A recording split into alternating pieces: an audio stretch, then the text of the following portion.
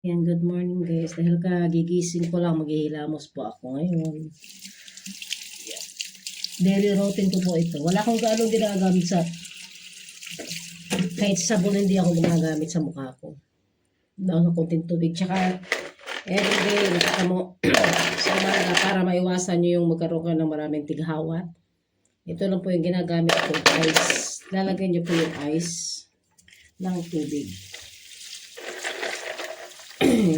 Totoo to, ano to siya Korean method. Before nung nasa Pilipinas ko, sobrang akong daming tighawat. Pero nung napanood ko to sa nag-try ako. Kasi nga, dahil nga sa trabaho ko rin before, sa Reliance, stress. Nag-try ako. Kasi ang dami ko talaga, wala na mapaglagyan ng mukha ko na tighawat before. Pero tayo mga ngayon, wala na akong tighawat.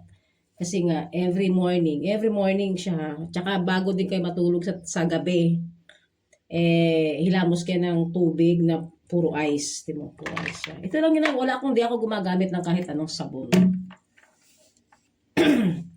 Gagawin nyo lang, ginagito ko ako. Yung iba, binababad sa mukha. Pero ako hindi. Hindi totoo yung pagka may tighawat kayo, maghugas kayo ng tubig na mainit, lalong dadami tighawat nyo.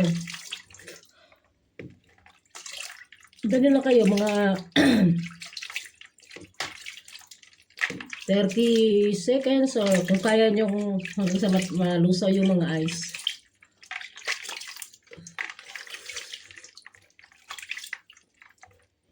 Minsan ginaganyan ko mukha ko.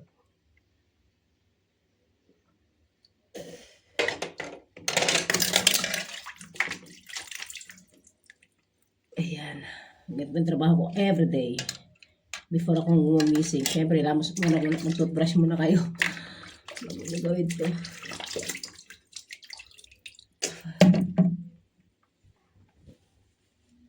Yan. Kung nakapansin nyo, hindi nyo kailangan gumamit ng kung ano-ano sa mukha nyo. Ayos lang.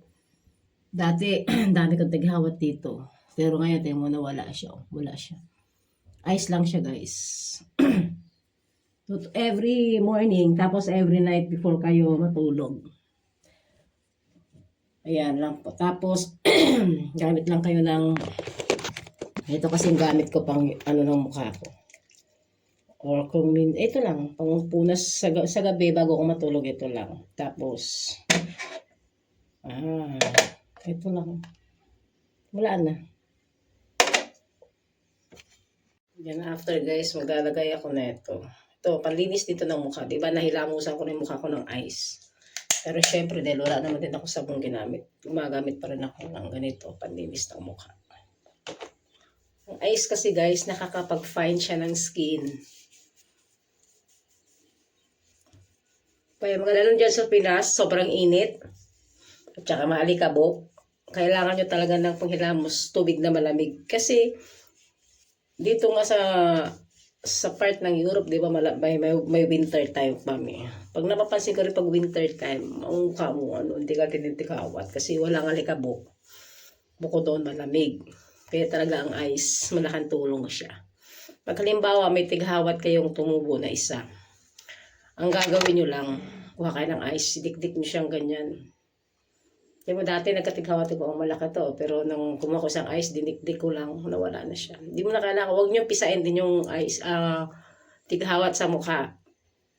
Kasi lalong ang tighawat niya magkakaroon, ang mukha niya magkakaroon ng tawag doon,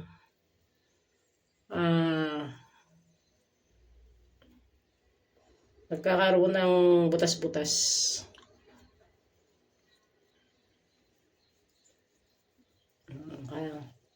Kahit may edad na tayo guys, kailangan pangalagaan para natin ang ating sarili. Kailangan maging balanse tayo. Siyempre, di ba, busy tayo sa trabaho, busy sa mga gawaing bahay. Pero kailangan may time tayo sa sarili din natin, magayos. Hindi para sa asawa natin, kundi para sa sarili.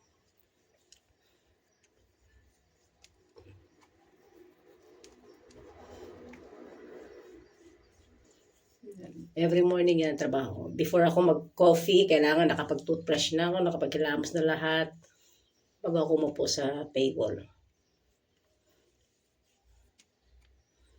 Ako talaga, ang ginagamit ko lang naman ito lang. Ano to, Gory.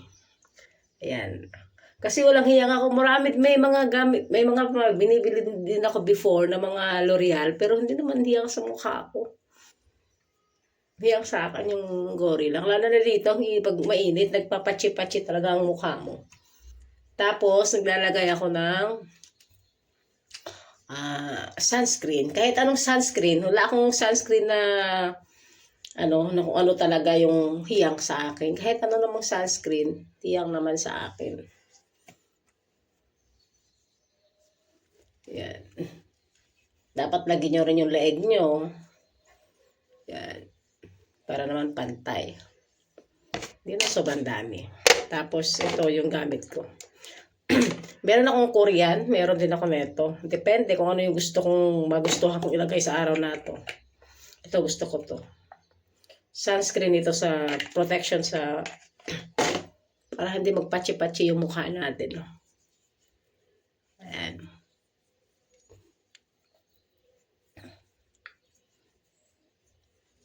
Kailangan nating mga babae yan. Hindi naman kung may asawa na tayo, pabayaan na yung mga sarili natin, no? Regalo ng Diyos ang buhay natin, kaya pangalagaan natin. May nararamdaman tayong hindi maganda, pa-check up na kaagad.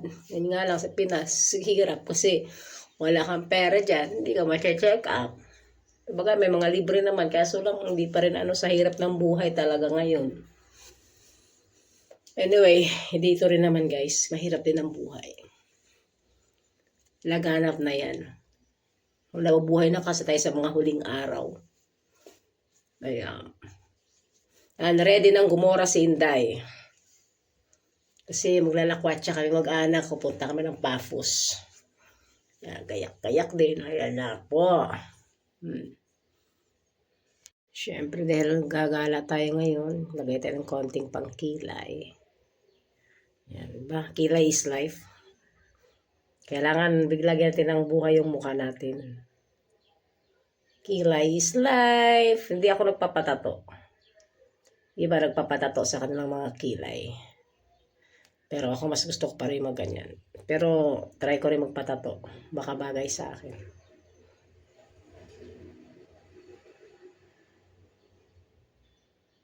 Ayan. Kilay tayo. Hindi ata pantay ang kilay ni Aling Monica. Teka lang.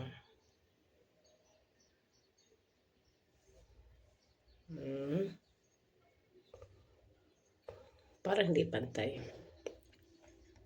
Mas mababa ating isa.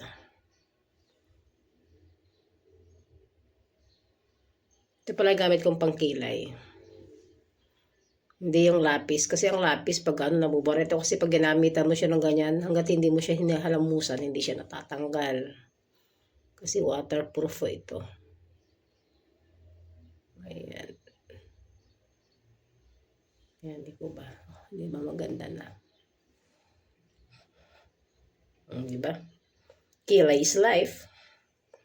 Guys, nakaayos na tayo. Ayan. Nakapag-kilay na ako. Sa totoo lang, kilay lang nilagay ko. Wala akong nilagay na makeup sa mukha, kundi yun yung cream. Tsaka yung sunscreen. Tsaka, syempre, konting lipstick. Ready nang gumura si Inday, susunduin ako ng asawa ko. Dahil may usapan kaming maglakwatsa. Ayan.